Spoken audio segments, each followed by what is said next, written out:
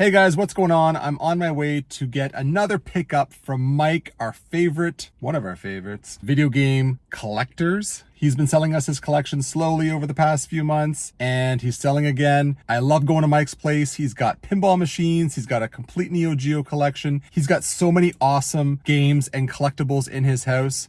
Can't wait to get there, and I can't wait to show you what I'm getting. Hey, Mike, how's it going? Good, brother. Come on in. Good, man. Good to see you. We're here to get some games. I mean, this is the first thing you see when you walk in here, right? So you got to totally show this.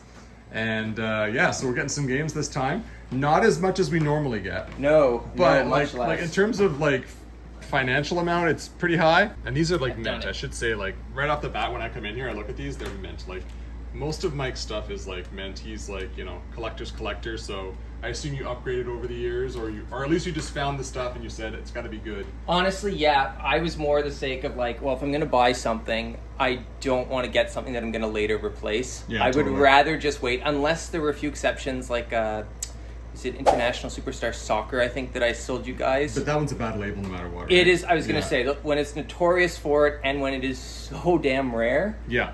Then I'm willing to bend a little It's like bit. Wario's Woods. Yeah. That game, the label's always lifted. Exactly. So Gun Knack, I know you love it too. This Yeah. is the best shooter on the NES. Absolutely. The game is so fantastic, and for whatever reason, so the first level is on the moon, and it's got like a rabbit theme to it. Yeah. And yeah, you can kind of see Yeah, no, right when you there. go really close, you see the carrots, right? Like It otherwise, reminds- you totally couldn't see that. That's it. It reminds me of Dragon Ball, actually, when he was fighting the giant rabbit when he was Yeah, a yeah. kid, and they sent him to the moon. And then Cowboy Kid was actually the one I was probably the most on the fence about. Yeah. Gun Knack I've already played through. We got like Space Mega Force here. We're gonna be grabbing that.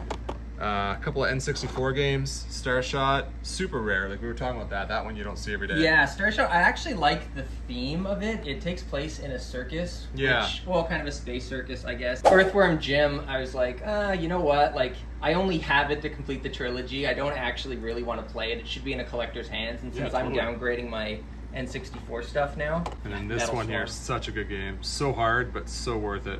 And Yeah, that's the one with is the awesome. gravity mechanic, I believe. Yeah, Eh? the best level I think is the one where you're like in a square and it's just like moving around and it's like super hard. So I haven't gotten through all the way through Metal Storm, Okay. but actually Ghostline 2, I don't know if you know this one. I think it's actually called Legend of Ghostline, something like that. It's got like the stupidest cover art that It's you the could best box possibly art ever, imagine. yeah. Yeah, or the Like, best, yeah. depending on how you want to look at it. But you actually play as a little girl, if I'm not Yeah. mistaken, and you go into like a dream world or something, and her HP, it's not health, it's like her belief points or something, like her dream that's points. cool. Yeah, That makes sense then. Okay. yeah, it was cool. I played through it and I was good. Eventually I might get to you with Faria, but I haven't played through that one yet. Okay, yeah. Yeah, the Game Boy stuff, we were just, looking at these here, like, Pokemon. These are pretty cool. But like the big ones here are these two, right? Like Toxic Crusaders, we've never had that before.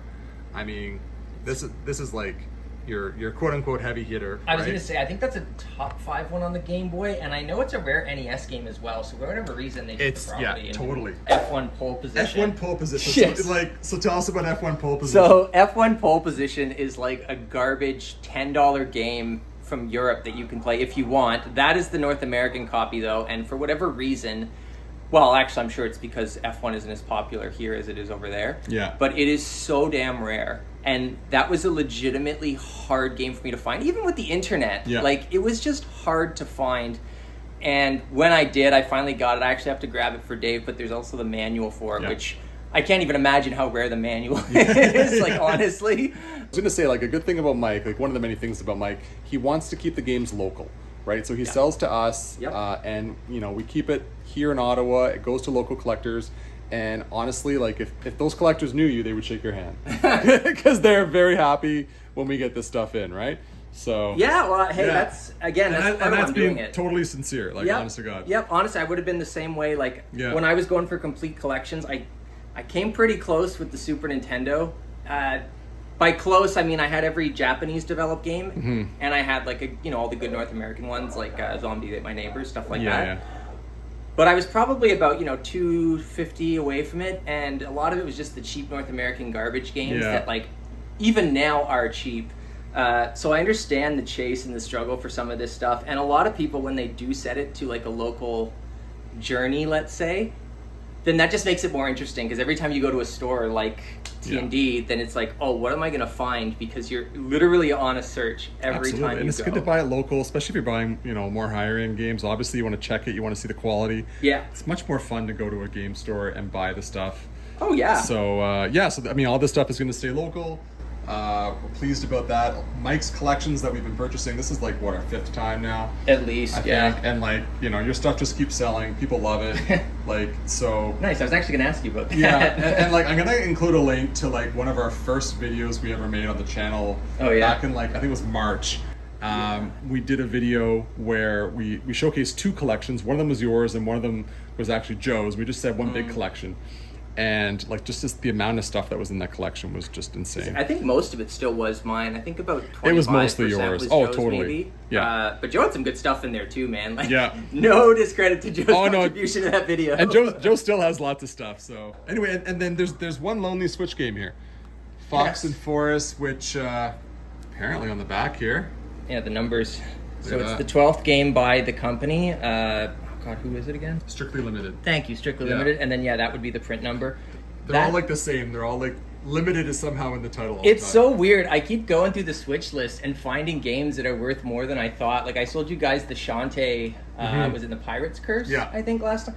Oh my God, I had no idea. Yeah. Like the Switch, it's finding its groove in the collector's market. That sold before we even put it in the store. Somebody messaged us when they saw the picture and they paid by e-transfer and it was gone before it never even was on our shelves. Wow. So, I'm happy. I'm happy that person got a copy.